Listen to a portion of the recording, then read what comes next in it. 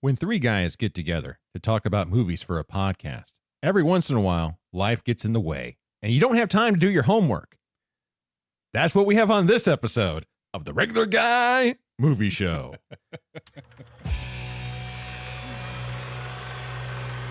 Lights go down, let's hit play. Regular guys got something to say. The Regular Guy Movie Show, talking flicks.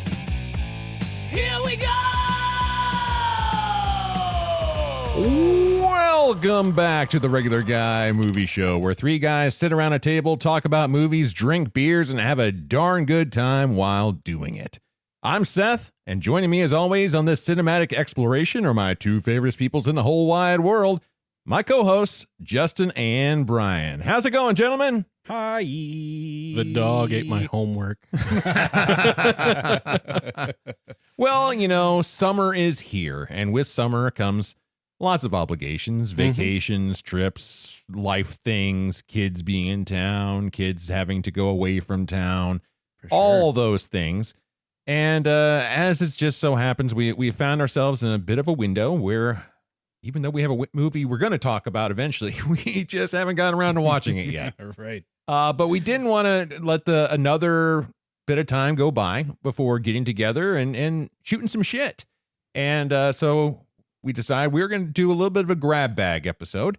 And one of the things that we wanted to really go back and revisit were some of our previous episodes. This is episode 10, so we've had 9 episodes so far. Nine movies. 9 movies we've talked about. It's a lot of movies. And we've covered a lot of ground, but we kind of start to realize maybe we forgot a few things. That's probably more movies than I've watched in my lifetime.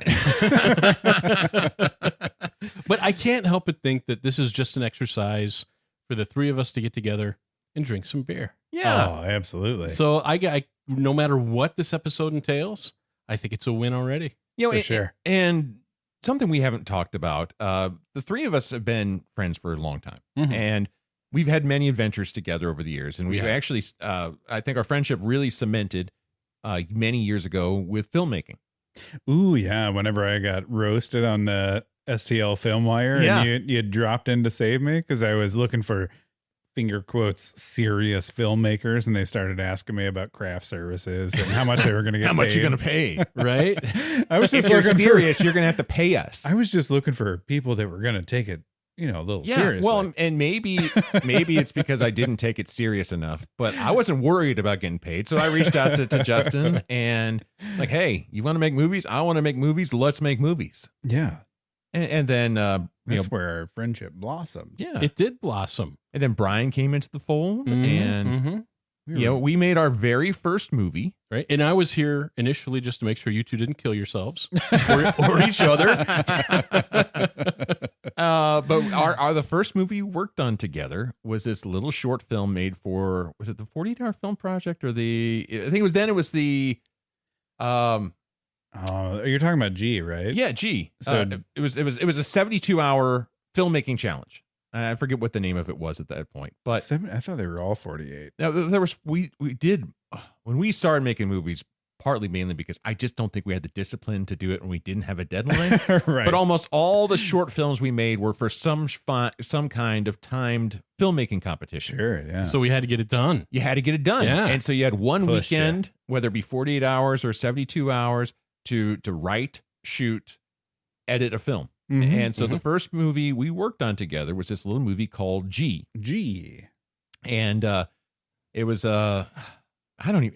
we never really were comfortable with specific genres. But I don't think, did we pick the genre? No, So you're assigned a genre as part of these things. Yeah, At yeah. least the ones we did, you were always assigned a genre, you were assigned a character, you were assigned a line of dialogue that you had to work in. And a prop. Which kept you on, and a prop. And so Yep, that all and a kept you prop. honest. And so our prop was gravy. Was gravy. Yeah, for the first movie. Yeah. And The genre was fantasy it's fantasy. Yeah. And so we decided we were going to go. in an alternate reality. Yeah, we went more of a Twilight Zone fantasy for ours. Where gravy Was drugs. Was an illicit drug. well, brown gravy was Brown gravy okay. was fine. That was like beer. Yeah. That's like but beer. White gravy, oh no. Oh, that's drugs. That's cocaine. We don't serve that around here. Yeah. Hell no. And so we actually the first time I met Brian we were shooting a scene in a bar, and there was a bar in Collinsville, Illinois, that was kind enough to let us shoot in there for free. Right. And we were pouring mugs full of brown gravy.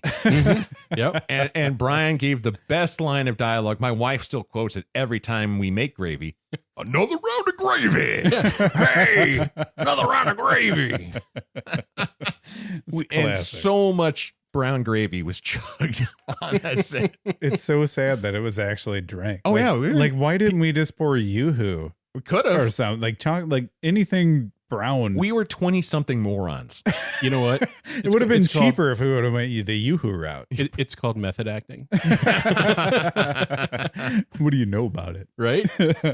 Yeah, and then then the best part of because we also then shot scenes at Brian's the house you were living at the Yeah, time, Brian, uh-huh, which yeah. we turned into a white gravy crack den. Yeah, Yep. the drug Yep. den. Yeah, which wasn't far off. Really? Looking back, it was, hey, I want these lights to flicker and give it a real obscure look. Or just flip the switch. let's switch back and forth. It already flickers. The fluorescent lights will just do their Yeah. thing. Right. Oh, that's where we started, And that was a good time. Along the way since then, we've done many short films. We got into disc golf together. We took our stab at craft brewing for a number of years. Did a lot of home brewing. We were so good at it. Yeah, we weren't you know, bad. I dare to say we would have opened it had I not moved to Colorado. Yeah.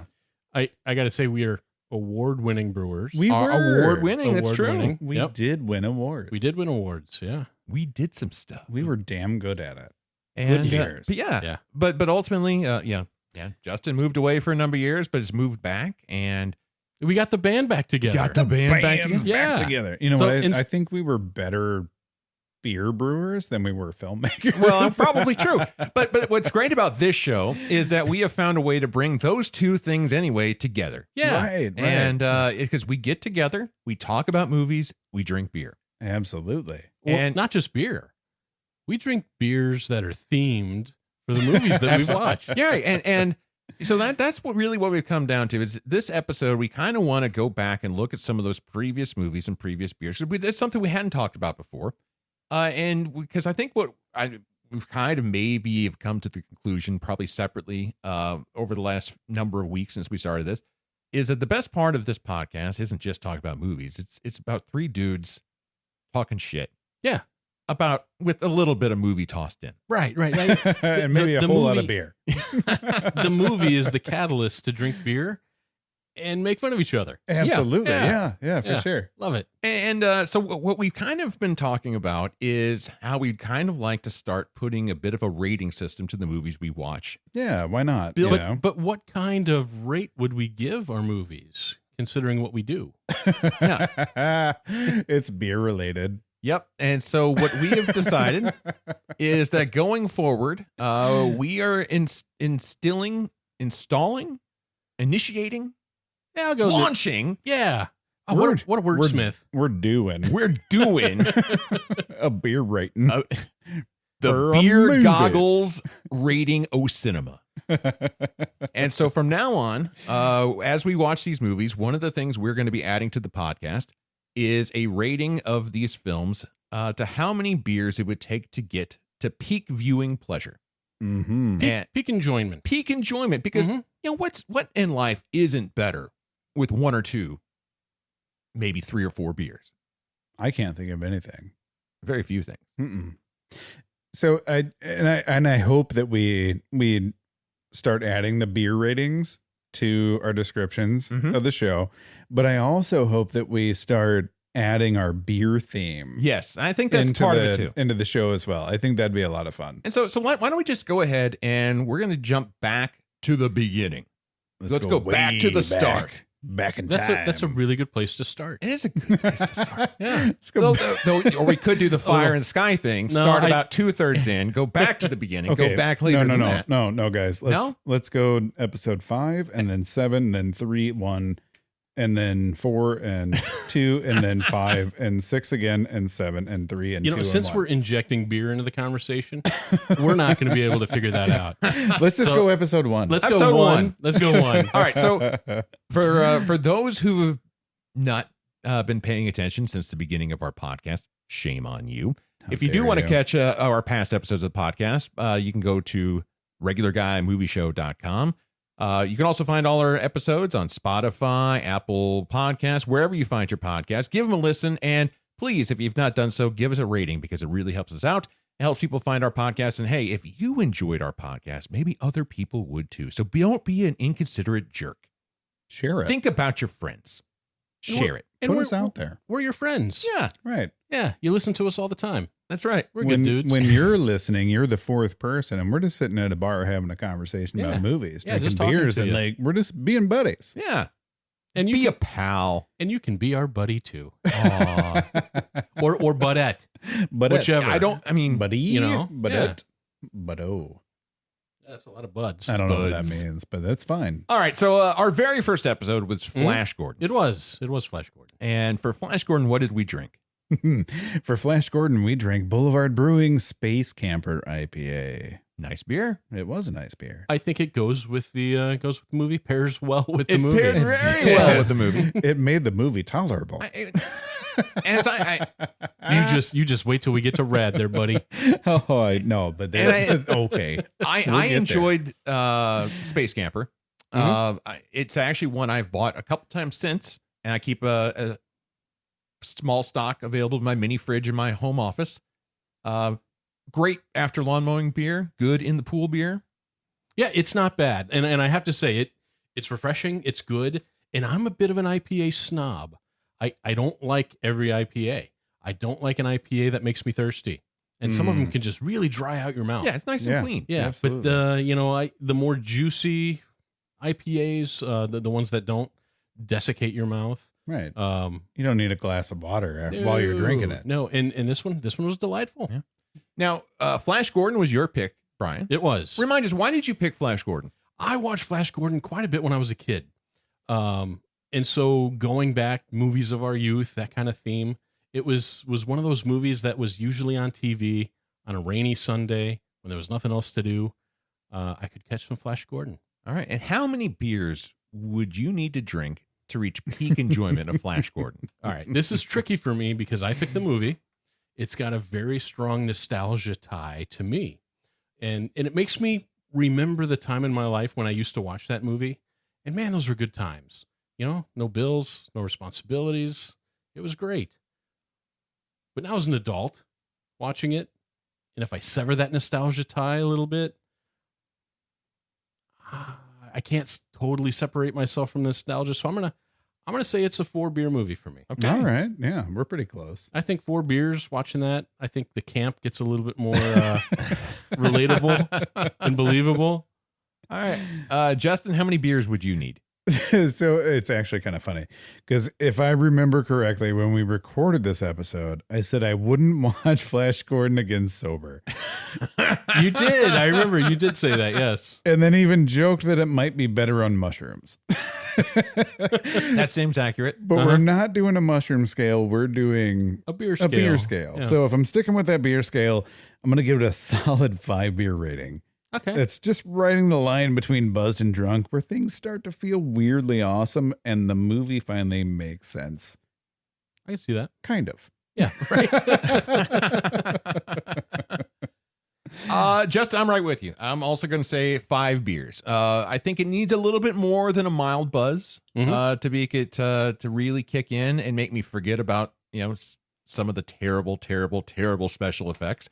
But it's enough where the rockin' soundtrack is all I will need. Yep. So yeah, I think 5 beers, which gives us a average score of 4.66, which makes this the best movie rated yet. And the first rated movie. yet. Coincidentally, Yeah. the very first movie. Okay, we so talked so for our listeners out there, we do not know each other's beer ratings at this point. Right. Right. We've not gone together. We've not colluded. So there might be some surprises around the corner here with, and there might be some feelings getting hurt. There definitely could be. Yeah, but hey, since I picked that first movie and it was Flash Gordon, thank you guys for not going to a solid 12-pack for the movie. So before we really get into this, I just want to say that I'm sorry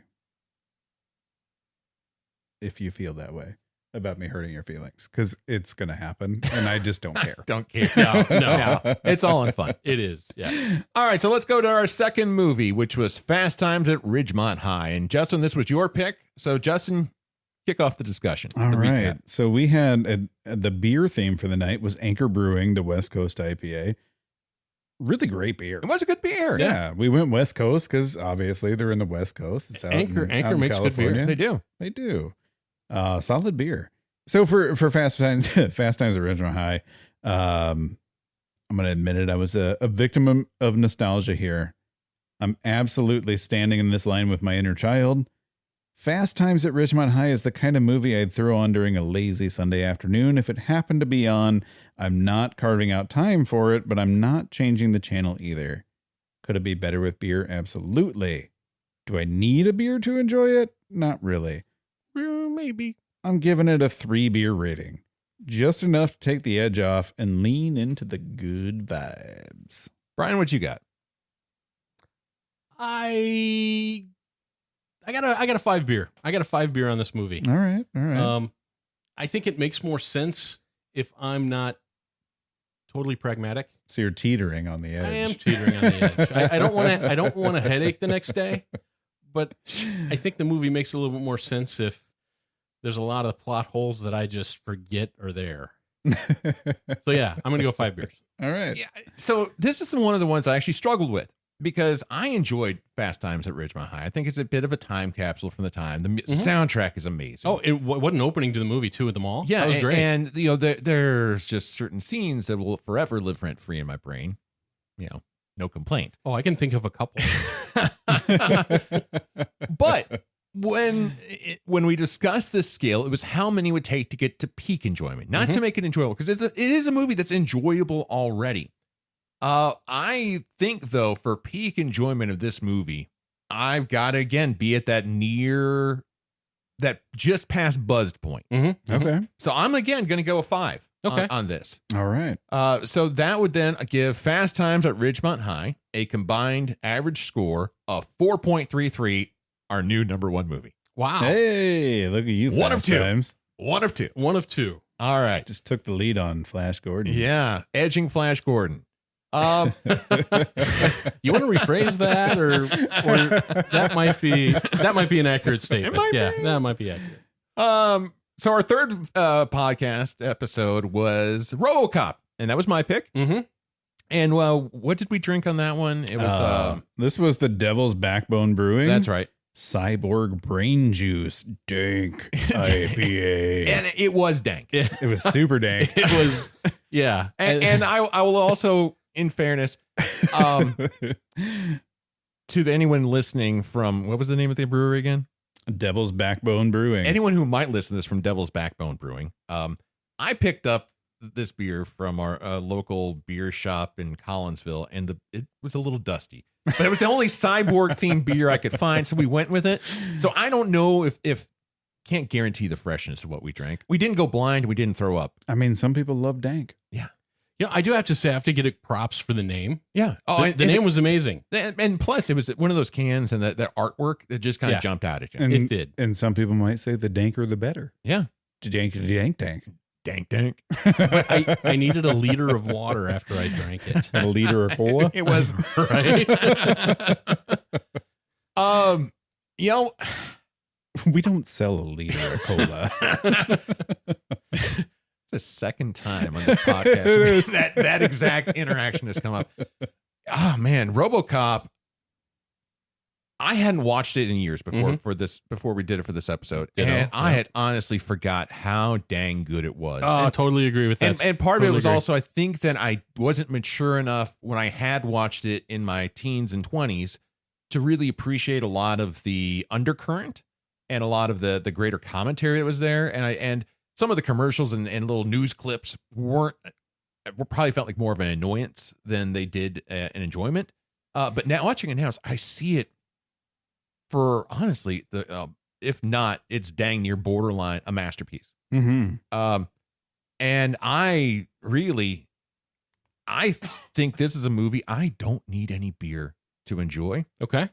But again, to get to peak enjoyment, everything's better with at least 2. So I'm going to give it a 2 beer score. You're going to give it 2. All right, Justin, what do you got for RoboCop? So I have no nostalgia bias here whatsoever.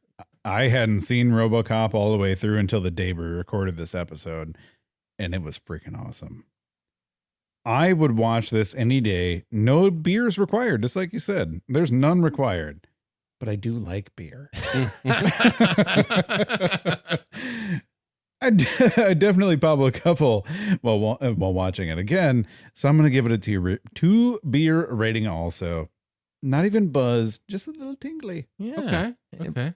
Brian, how you score it? But wait, Oh, yeah. the beers are purely for enjoyment, not necessity in this point. Like, I agree with that. yeah, like Yeah. I don't need them to watch this, but Right. man, I mean, we never love- need them. I mean, No, but you sometimes want. you need them, but not for this movie. No. All right, I'm kind of in a similar vein with you guys. Yep. Beer can make everything better. I don't know how you make this movie better. Mm-hmm. With you, Seth, when I saw it again, it had been decades since I'd seen it, and I totally forgot how awesome it was. So I'm going to sit down with a beer to watch this movie, but you can bet your bottom dollar that I'm not getting back up to get another beer because I don't want to miss anything in this movie. All right. So I'm going with 1 beer. 1 beer. I'd buy that for $1. All right. Oh, man. We got a new leader on the leaderboard. 1.66. I mean, I'm not Average surprised. score. I'm not surprised. No. I think we all gushed over RoboCop. That was a Yeah. kick-ass movie. Hell yeah. it And if was. you and listeners, if you haven't watched it in a while, go back and jump on that train again. You will not be disappointed. for sure. Yeah, For sure. it was great. All right. From after RoboCop, we went to kind of more of a rom-com kind of trip. Yeah. Romancing the Stone. Uh-huh. We did. And this was Brian. This was your pick. This was my pick. Tell us what put this in your brain. Okay, well, I watched Romancing the Stone for the first time in the movie theater on the big screen. You know, the whole family went. It was a family-friendly movie, rom-com, entertaining enough for the parents to watch and not hate. Take the kids and, you know, they don't learn too many weird things by watching an adult movie. So, yeah, that was fun. I remember going with the whole family. So it had a real, you know, nostalgia factor again of a movie from my youth. And then when it came out on VHS, it was a regular rental in our household. So yeah, it was a fun flick. I enjoyed it. I enjoyed it back then. But now that I'm older and I can inject beer into the equation, I think I'm going to give this a 3 beer. A 3 beer. All right. Just a slight little wet your whistle and keep it going throughout the whole show. Yeah, I'm going to go 3. I'm with you. I think 3 is about where I would put it exactly. Mhm. It's a very enjoyable movie. And I, barely remember watching this when I was a kid. Watched it when I was pretty young on VHS, maybe once or twice, and remembered just enough of it to know, oh yeah, I'd seen this movie.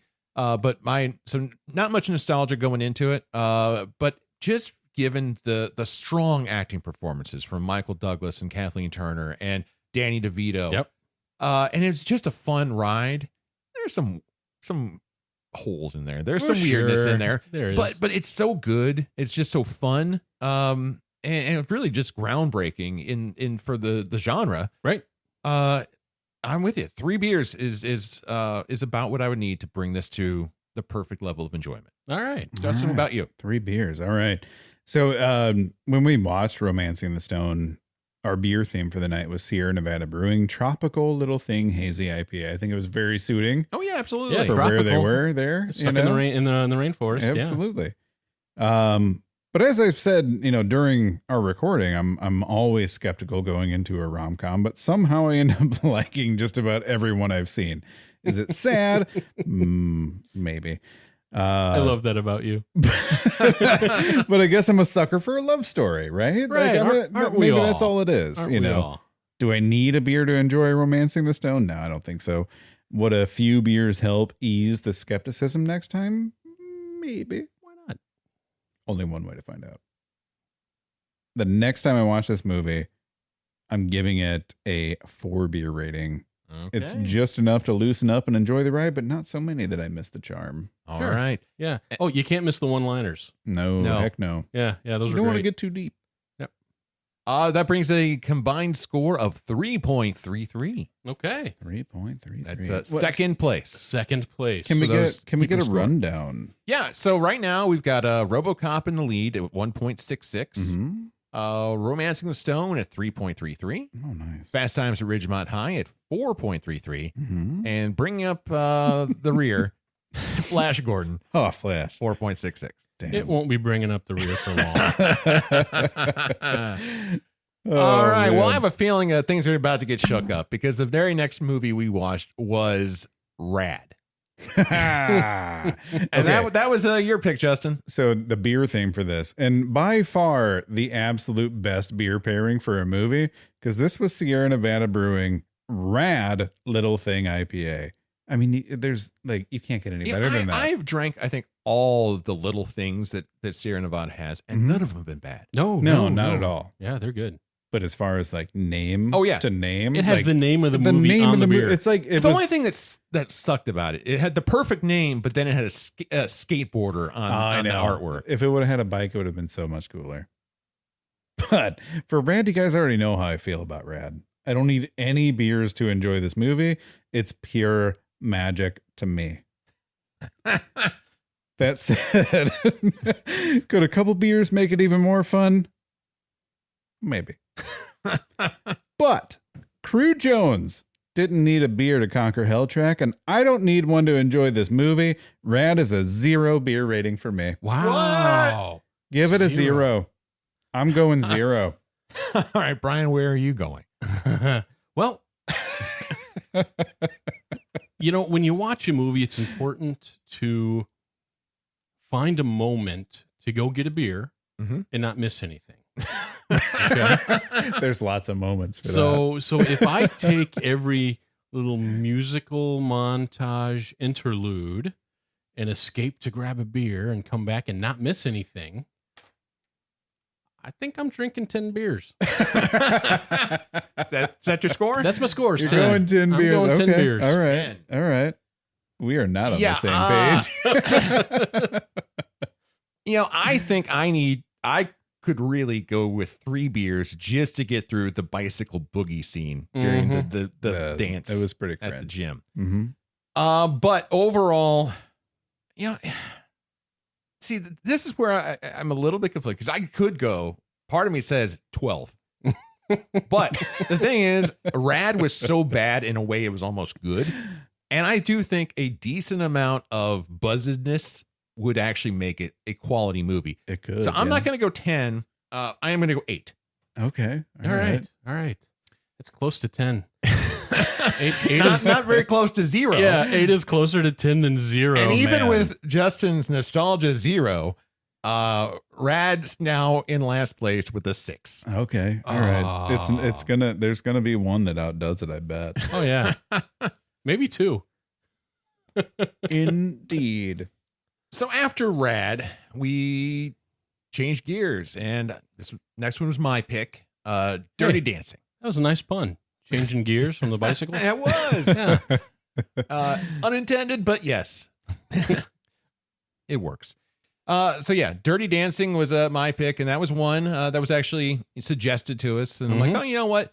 My wife and I have been talking and debating and arguing about Dirty Dancing for years. And, after doing an extremely deep dive into the history of Dirty Dancing and this and that and all these different things, it was good to kind of cathartic in a way, at least for me, to revisit one more time with a different lens. Well, you needed to unpack some stuff. Yeah. Yeah. Still hate Johnny Castle. I think he was a total creep. I don't know why everyone thinks he's so great. I thought he was cool. In a creepy way. He was a con artist and a creeper. But but damn, they stuck that lift. Yeah, they did. Soundtrack was good. And that was? gave you the shivers. It did. I got the chills. Yeah, it sure did. What did we drink on watch when we talked about that one? This is really funny. Oh, now I remember. Because this was not a beer.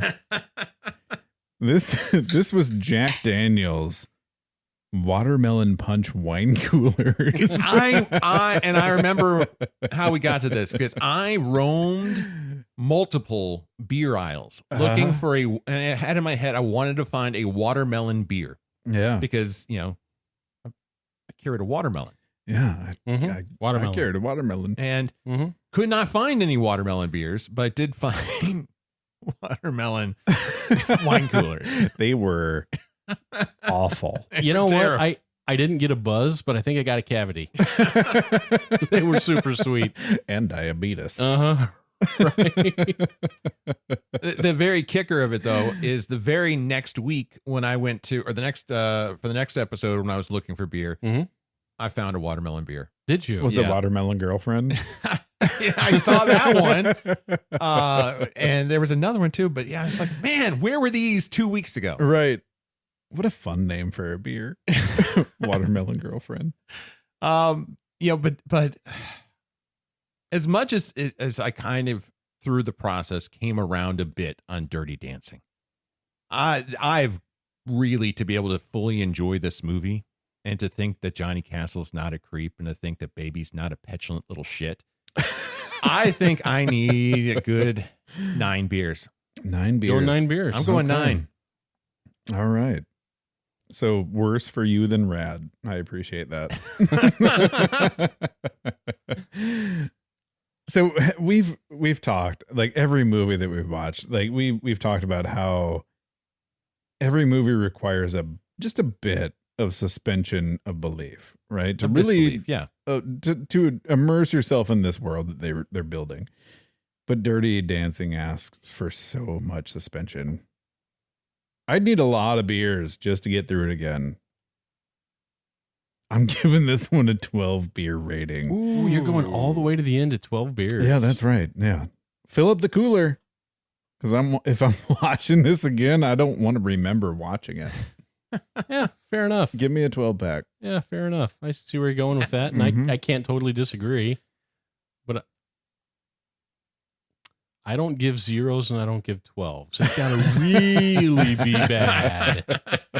And even though this one was bad, I can't take it all the way to the pinnacle of 12. All right. But yeah, I'm going to go 11 beers. 11 beers. I'm going 11 beers. Well, we got shit-faced on Dirty Dancing with a average score of 10.66. Holy cow. Sorry, Shalene. I'm not driving home after that.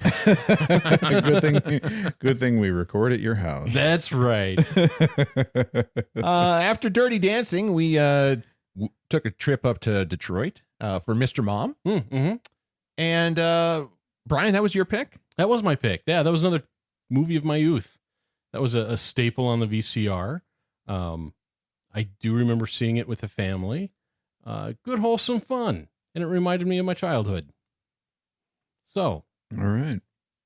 Watching it as an adult, it didn't have the same punch as it did when I was a kid. I get that. There are things that you don't notice when you're a kid and things that you don't understand as a kid when you watch things. But now watching it as an adult, oh, so many questions.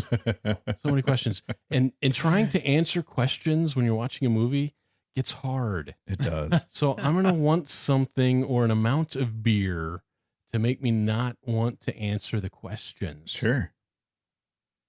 I'm going to go a full sixer on this. I'm going a 6-pack. All right. Justin, where are you at? Oh, actually, I mean, and also, when we watched this movie, we had a cornucopia. Oh, we had of beverages. We had plenty of. We did, yeah. Bevies. And we had some darn good ones. Yeah, we did. And we had a darn awful one, if I remember. Yeah, we sure did. What were we drinking? So we were drinking the half-acre beer, Skipjack Extra Pale Ale, which was great. It was good. It was clean. Good. It was a nice, tasty, refreshing beer. And it was named after the lead, Jack. Yeah. We had Mother's Brewing Company, Lil Helper, Midwest Coast IPA, which was also delightful. It was Mother's Brewing, Mr. Mom. Very Mr. good. Mom. I see where we're going. And then Brian brought us some garbage. It was the Hang on, let me squirm out from under this bus you just threw me under. It was the Mom Water Mom Squad Variety Pack. I'll tell you what, Brian. Since we record at your house, you never have to bring beverages ever again.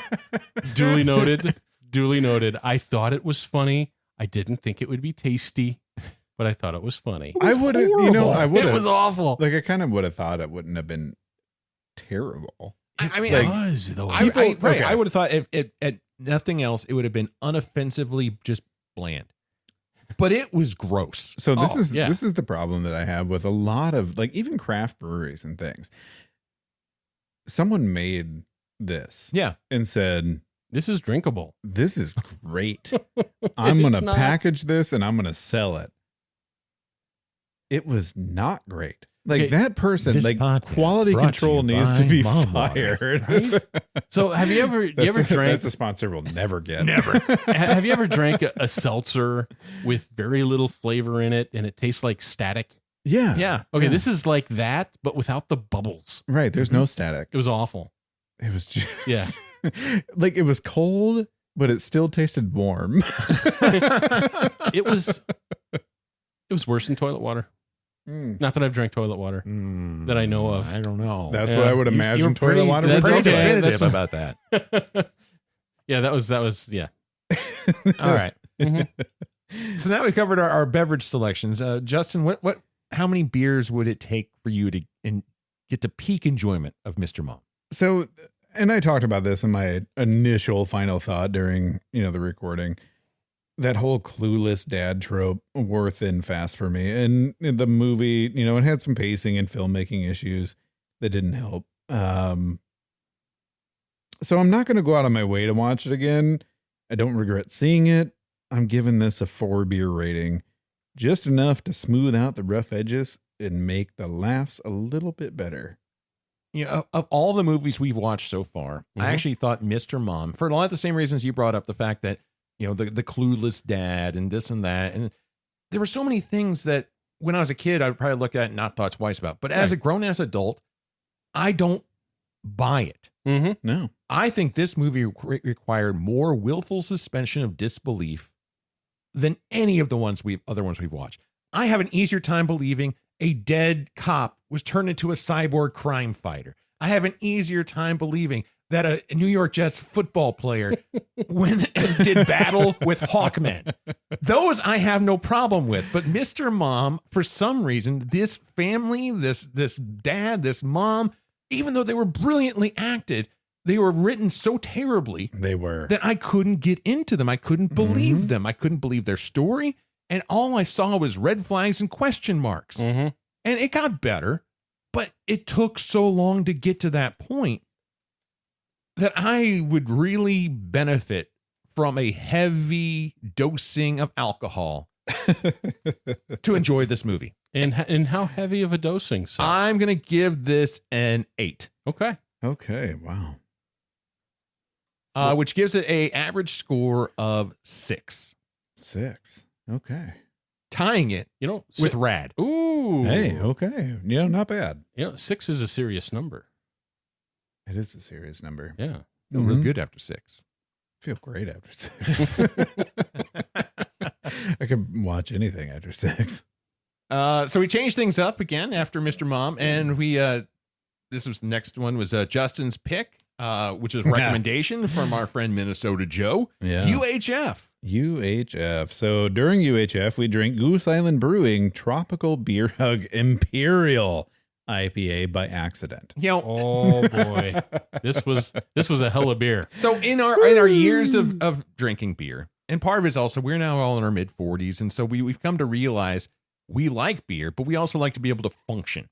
And so there's certain words I tend to avoid when I pick a beer, Imperial being one of them. Mm-hmm. Double. Yeah, double Triple. Imperial. Yeah, anything like that, no. And when we used to brew beer, I always was insulted when people would use the word, "Oh, this is so sessionable." Mainly because I just thought they sounded like douchebags. But also sessionable, it means it's always felt to me like, oh, it's just weak sauce. It's a low ABV, yeah. And what I've come to realize, sessionable is a good place to be. It is a good place to be. And I want a sessionable, because the idea of sessionable beer was that you could have 3 to 5 of them at lunch and still go to work. Or in the morning for breakfast. which not recommended. I was listening, not recommended whatsoever. And may my employer never hear this episode. I work from home. They don't know a thing. I am my employer, and I'm okay if I have the occasional liquid lunch. And so I used to be insulted by it, but I've come to realize sessionable is a good place to be. And this was a mistake on my part. I did not pay attention to the ABVs. I did not see the Imperial. All I saw was tropical. Well, and I got distracted thinking, oh, Weird Al wears tropical shirts. What a match. To be honest, I'm having a harder and harder time finding an IPA right now this summer that's less than 9%. 7.5 is about the is it's about the norm hard anymore. to find. Like, where's the 5s? Yeah. Like, I don't want to get shit faced on a Tuesday. Like, I want to have a beer after work, man. Like, that's all I want. Right. But and if I can have 3, even better. Well, whatever, it's fine. I mean, you can have one Imperial, I guess. And yeah. You know what I heard there? Get off my lawn. Well, I probably did just get done mowing it. So. Yeah. All right. So out of fairness, we are not going to judge UHF based upon how many tropical beer hugs it would take. To No. We're going to say, out of our normal sessionable type ales. Right. So for UHF, like we've talked about this, it's exactly what you would expect from a Weird Al movie, right? It's bizarre. It's over the top. It's a stitched together fever dream of parody skits. It's a lot. It's a lot to take in. It's not trying to be polished, though. It's proudly Weird Al. So I'm giving this a 5 beer rating. I need a pretty solid buzz to sit through it again, but I also get why it's a cult favorite. And also, sorry, Joe, 5 beers. I need it. Brian, I have a feeling your ratings will be a lot stronger. I don't know if you can see it on my face.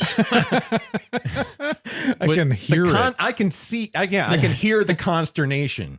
A couple things, and one of the things I'm going to contradict myself from what I said earlier, but I regret watching this movie, and the maximum enjoyment with beer gets me so blackout drunk that I don't remember a thing. So I'm going a full 12, even though I said I wouldn't go that far. Oh, you fibber! I don't go 0s to 12. That was before UHF entered my eyeballs. 12 beers. I'm going 12 beers. All right. You want to? I mean, I'm not going to argue with you. Okay, but I'm going to go almost the complete opposite. I know you are, because I loved UHF as a kid. This was not my pick, and if Joe had not recommended it, I would have made it my pick probably in the near future. So suck on that, Joe. But no, anyway, I love UHF, and while I do agree, and I said it before, I'll say it again, everything is better with 2 beers. There are so many references and there's so many things in there. I would not want to go beyond that because I wouldn't be able to catch them and appreciate them all. That said, I could probably repeat that movie dang near from memory. Mm-hmm. So at this point, I'm not going to really lose anything if I did, but I love this movie, and if I watch it again, I want to be, in full sensical control. So I'm just going to go with 2. Okay. 2. Okay. And does that come with a side of Twinkie Wiener sandwich? Absolutely. All right. Twinkie Wiener sandwich. I could see you eating a Twinkie Wiener sandwich after you had 12 beers. Uh-huh. Yeah. Yeah. I could see that. I'd probably eat 2 or 3. All right. So that gives UHF a cumulative average score of 6.33. Oh, that seems low to me. Puts it just behind Rad and Mr. Mom, both sitting at 6. Holy shit. That's hilarious. All right. And then our most recent movie that we reviewed was Fire in the Sky. Fire in the Sky. We had Elysian Brewing Space Dust IPA. That was a good beer. It was a good beer. Delightful beer. Yeah. And that's another one I've bought more of since to keep in the mini fridge for pool days. It was one that I had prior to this. Ditto. Yeah. Ditto. Same here. Yeah. Mm-hmm. It's been on the menu for a while. Yeah. Mm-hmm. Yeah, it's good. This was my pick, Fire in the Sky. I remember so much of this movie from when I was a kid.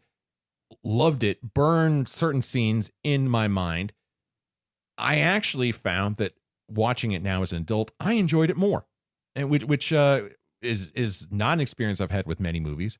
Usually you go back, watch it a second time. It's like, oh man. And What was I thinking? yeah, this wasn't nearly as good as I remember. No, but it was every bit as good as I remember. The scenes that burned themselves in my mind were every bit still as strong. And all the other subplot and things going on stood out even more, and it made more sense, and the full story came into fruition in my mind. So I enjoyed this more this time. I am gonna say again, I don't need much to get to peak enjoyment. There are some lulls in this movie though. There are some parts where it drags. So I think to really be able to enjoy it, I'm gonna go for 3 beers. Okay. Okay. I think that's fair. Justin, how about you? So for me, I thought that Fire in the Sky was solid overall, but like you said, it dragged in spots, especially when Travis was missing. I'm giving this one a 4 beer rating because if I was already 4 beers in and I was just lounging around on like a lazy Sunday and it was on TV, I'd stop and watch it. Like, yeah, why not? I think it would kind of help with those slow bits, like it would, Right. those 4 beers, like, man, that's a good spot. 4 beers is a good spot. Sure. I Yeah. can see that. Now, for me, Seth, I'm right with you. This movie was better the second time. I thought the acting was much better than what I remembered. The storyline was a little bit more cohesive than what I remembered. It kind of made sense as you went through. So I'm right with you, and I'm with you on the 3, but I've got to add in an extra beer just to get me through that abduction scene. So I'm going to go 3 beers for the movie, 1 beer for the big, sharp, pointy needle in the eyeball, which brings me to 4. All right. All right. It's a 4-beer movie. All right, 4 so beer it movie. gives Fire in the Sky a 3.66. Let me just do. All right. So now we've gone through our 9 movies we've talked about up to this point as Okay. part of the Regular Guy Movie Show. And we've now assigned ratings to all 9. Coming in last is Dirty Dancing As it should. with As a it should, score of yeah. 10.66. Ooh. Damn. UHF with a 6.33.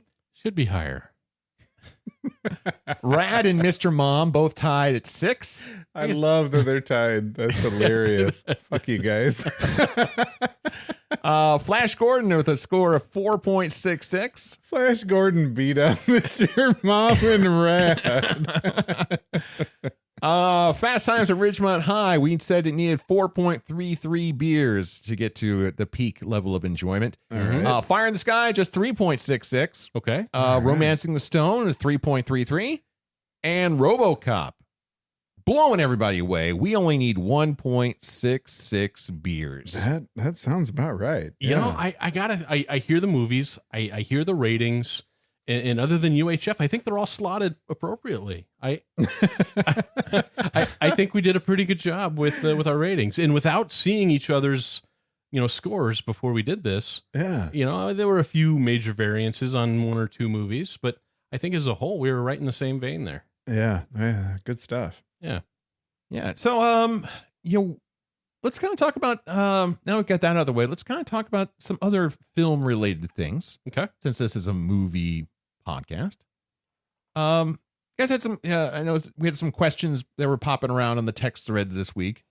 One of the things that we were talking about is movies that we might be a little bit trepidatious Yeah. about revisiting. Oh. The movies that we loved so much as a kid that we know are going to suck today. And it's not even that we Yeah. know they're going to suck today. We're worried that We're they will. worried that they won't hold up. Right. Yeah. Yep. It's very true. And I'll tell you, for me, one of the movies I'm most excited to talk about, Mhm. and it's on my short list of ones to bring to the table, but it's also one of the ones I'm most trepidatious about, is The Last Starfighter. Oh, what a great movie from what I remember. Exactly. That's it. That's It's the a great key. movie from what I remember. Yep. And I remember, and this is Last Starfighter. I probably, when I was a kid, I watched that more than I watched Return of the Jedi. Mhm. And I love that movie. But thinking, and I've remember it so fondly. But the more I've started to think about it, I'm like, were those special effects that special? Were they that much better than Flash Gordon? I recently saw that movie on a list. I read this article about movies that need to be remade. Mm-hmm. That would be blockbusters today. And it was a short list of like 8 movies. and that was on the list, The Last Starfighter. I bet if they remade it today, it could be amazing. Well, you might be surprised to hear that I've never seen it. Of course, because it's not technically a rom-com. So, okay, let's talk about movies that Justin has seen. But we know that he's seen Cutting Edge. Yep. I did see that. Yeah. He's seen Bring It On. Yeah, I saw that. Yeah. That's not even in our year purview, right? Like, Bring It On's like kind of newish. Well, I mean, and that's something else we had not. We've kind of said when we were initially brainstorming what this podcast would be, that we were going to look at movies from 1980 to like 1999. Yeah, like 2000 was the cutoff, right? But I mean, I think we should. we're not going to get hauled away in handcuffs if we went outside that range. Yeah, Okay. I think good. we can expand our berth. Okay, so that actually that puts two. There's a movie that like transcends my list here because I have a favorite movie of all time, but also a movie I'm very nervous to review, and that's Donnie Darko in 2001. Yeah. You love Donnie Darko. Oh my God, yeah. Like it was inspiration for filmmaking in so many different ways. And I'm terrified to watch it again. I get that. Because like back then, I swear I could make sense of it. Now I'm going to be like, what the fuck is this? Mm-hmm. You know, like that's what Right. I'm waiting to watch and see. And like, it's one of those that I'm just like, man, I'd love to leave that in the past and never watch it again. But if we're going to do it, let's fucking do Just it. pull the Band-Aid. Let's do it. Along those same lines, one of the ones I am really scared to talk about because honestly, I knew I could see the holes back even when I loved this movie at its premium for me. Clerks. That's on my Okay. list too. Yeah. Yeah. I can see that. Clerks is one of the ones, and like so many kids, Clerks was big when I was in college. I saw that. I saw how simple it was. I heard all the stories about how Kevin Smith maxed out his credit cards and did this and shot at night and Dropped out of film school. Right. But, And I'm like, oh man, that kind of in the back of my mind, that was my inspiration to eventually make films. And I watched all of Kevin Smith's movies and did all those things. But even when I treated Clerks as like my Bible, I saw holes. it was pretentious as fuck. Too. Oh, yeah. And there's just- and it begs the question: was it good or was it just cool? right. You know? Exactly. Yeah, Yeah. But cool wears off. It was it does. avant-garde. Cool does wear off. And so it's like, I just don't know if I'm willing to do it, but it's going to be hard. It makes you nervous. It Yeah. does. I know. So I've got a movie from my youth that, man, I watched it 100 times and I loved it, and it's called Cloak and Dagger, Mm-hmm. and it's about the main character is actually Elliot from E.T. It was the movie he did right after E.T. And so I was living in San Antonio. The movie was set in San Antonio. Oh, My father was a pilot in the Air Force. This character's father's a pilot in the Air Force. this movie was about you. It could have been, except for the kid got wrapped up in this espionage ring, and he had these coded secrets on a Atari game that were hidden in an Atari game. All right. And so he was trying to keep it away from the bad guys, and all this stuff happens, and he gets kidnapped, and it was great. And as I was a kid, I so identified with it because that was my life. Right. You know, San Antonio and the Air Force father and all this stuff. Other than that, I didn't have much in common with it. But because of that, I'm sure the movie's terrible today. Like, yeah, it linked you to it. Like, Yeah. you had a bond with the movie. I did. In fact, so much that when I was a little bit older, I think I was 5th and 6th grade, I had a neighborhood club, and we built forts and tree houses. And our club was called Cloak and Dagger. There you go. Yeah. So I'm scared as hell to watch that movie again. for sure. Oh, I'm Yeah, sure I it's get gonna- it. I get why. Yeah. That is scary. And then there's others like, ones that made you feel good when you were a kid. Yeah. Like An American Tale. The story of Fievel coming to America. Mm-hmm. Mm-hmm. What is it about that you're concerned about? Because usually cartoons are like, I mean, unless there are many cases where cartoons don't hold up because of racial stereotypes Sure. and things like that. Right. But I don't remember Fievel Goes West or Fievel coming to America having those kinds of issues? You know, the biggest one is what's going on in the world around us. You know, Fievel was an immigrant. Oh, okay. And how do people view through that lens now with all, and certainly we want to keep politics out of our podcast because that's not what we do. Right. And that's not what we want. So the lens that the world has created, I think might change how this movie's perceived. And that worries me because I loved that movie as a kid and it was such a feel good movie. So, and there's a couple things, you know, is the story dated? The animation's the animation. Yeah. So that's going to be that. But, yeah, I'm just afraid it's not going to make me feel as good as it did when I was a kid. I can see that Yeah. for sure. I think that's happened a lot, you know, with like even Snow White. Like as you get older and you watch it, you're like, that's fucking creepy. Right. Oh, I know. She's lying there motionless and he's trying to kiss her. Right. That's kind of rapey. That goes back to the rapey scenes. Oh no. Oh my! Yeah, all those princess movies are messed up. Are messed up in some way. They Right. really are. Right. Hey, so what are some other movies that you guys might be afraid to watch? Again. Empire Records Yeah. is one for me. Yeah. And I'm with you on that. And I loved it. It was amazing. I thought it was one of the greatest movies I had seen. I mean, it came out in 95. So, I mean, that was like 13. So I was like peak for that movie viewing audience, right? Liv Tyler. Yeah. Super hot. Oh yeah. Like all the things, like everybody, Yeah, like, Liv Tyler. just a Holy bunch of cow. rebellious teens being rebellious and cool. Not on Rex Manning Day. Not on Rex Manning Day.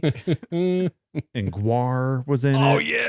Oh, yeah, Gore. Hey, Mark, You love Guar. come join our band.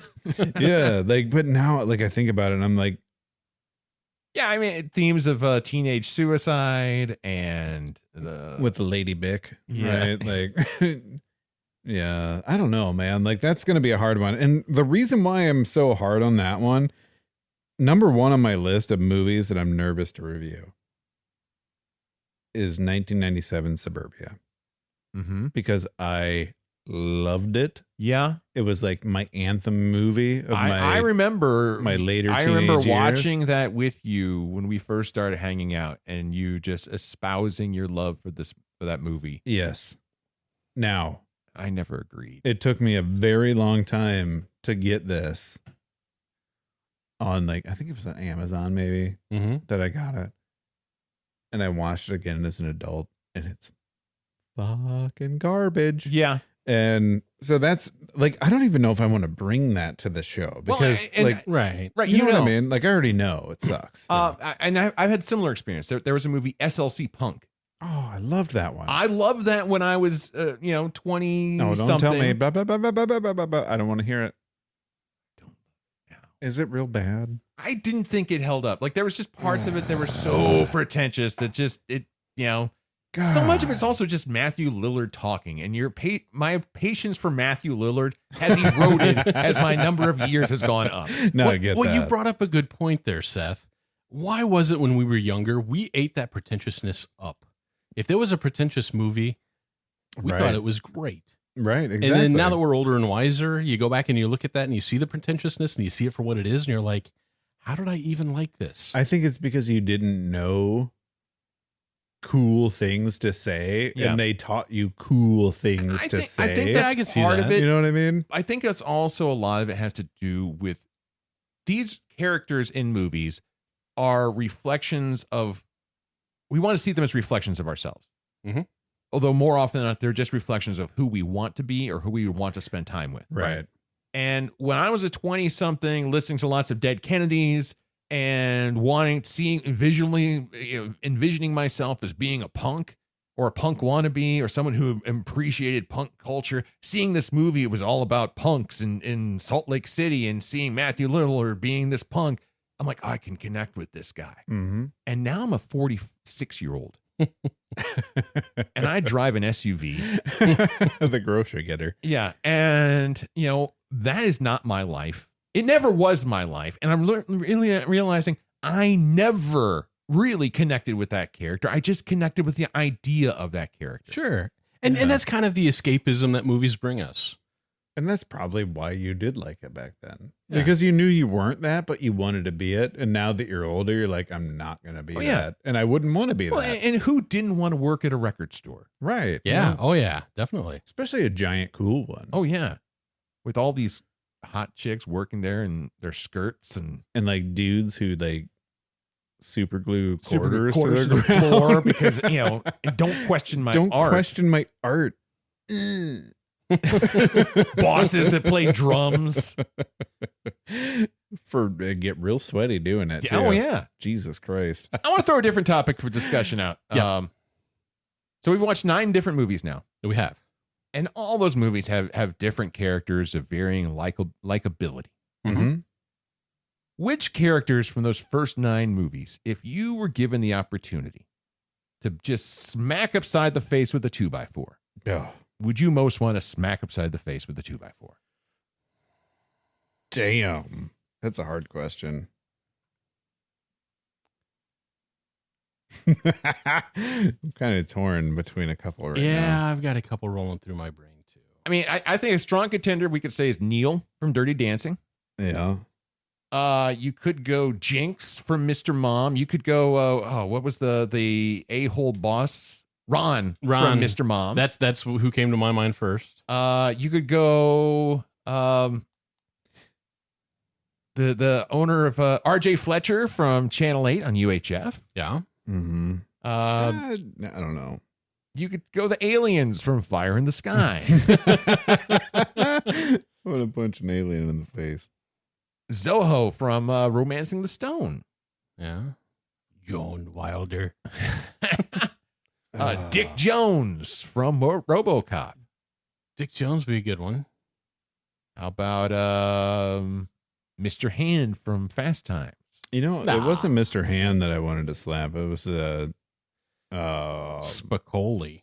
No, it wasn't Spicoli either. It was annoying. Damone. Damone, yeah. Damone. I'd like to slap him in the face. I forget his name, but the growly guy from Rad.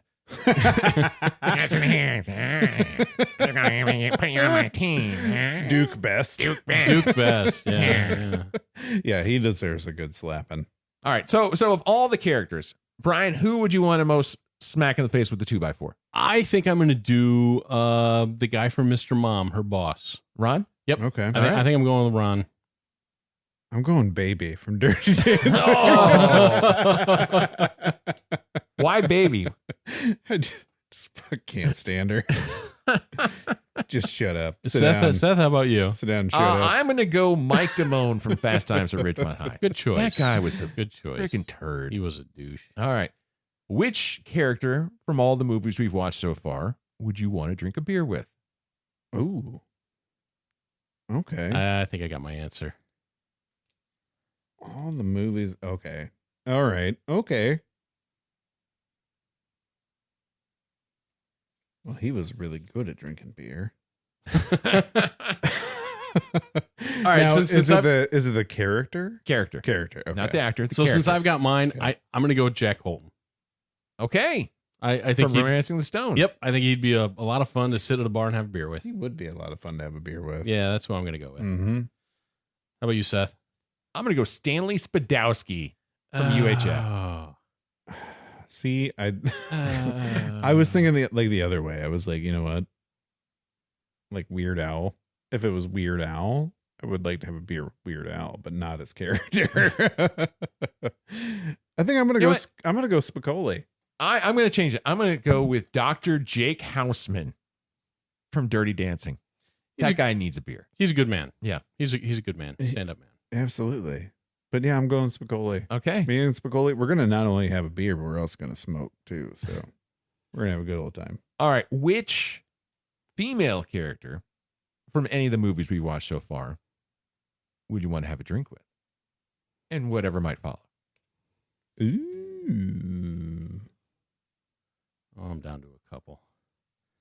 This is going to be. I'm split between 2. Yep, me too. Oh, I was always a big Terry Garr fan. Going, Like the character or the actress? The character. The character. I'm going Beaver from Rad. Oh, Becky and or Beaver. No, just Beaver. Just Beaver. we cut out the Becky part.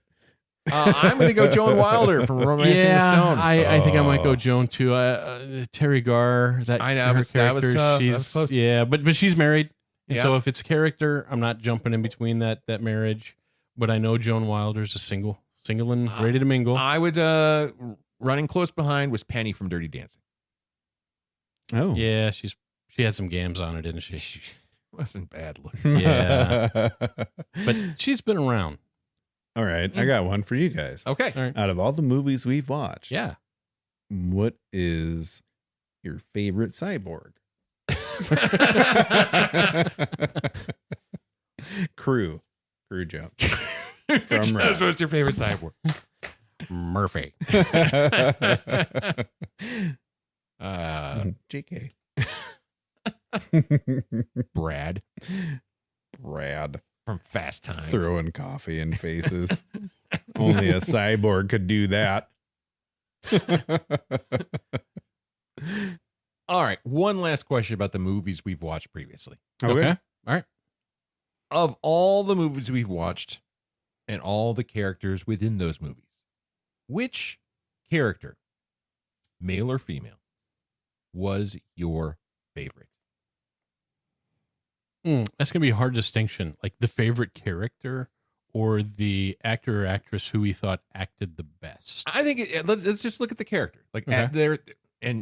certainly their portrayal by the actor or actress plays a part in that. Mm-hmm. Mm-hmm. But which character stood out to you as the best character we've seen so far? Boy, that's a really good question. I'm going RoboCop. Okay, which character?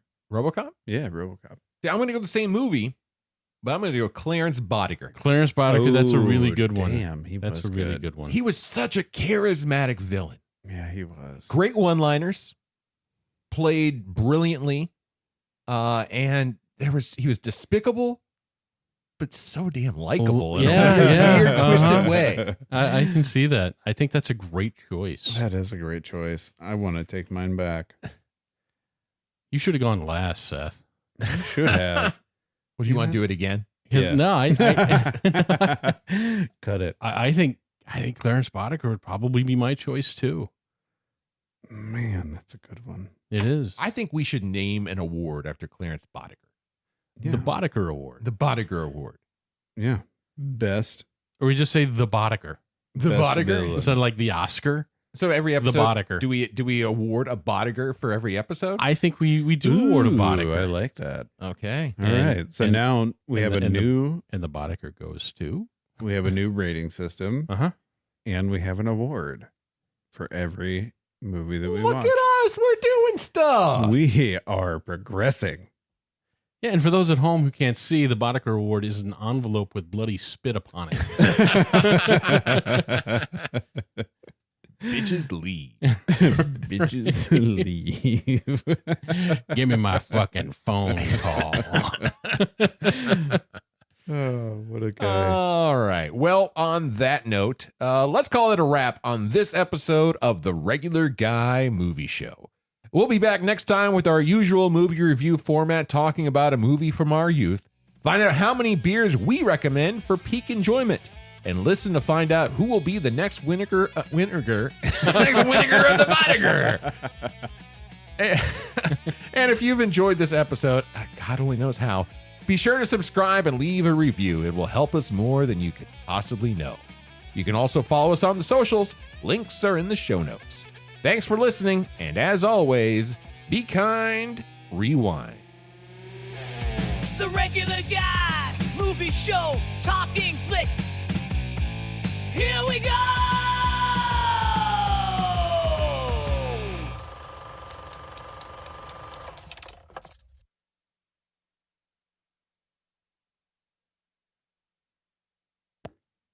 Do you ever give your microphone little kisses? No, but I love listening to you doing it.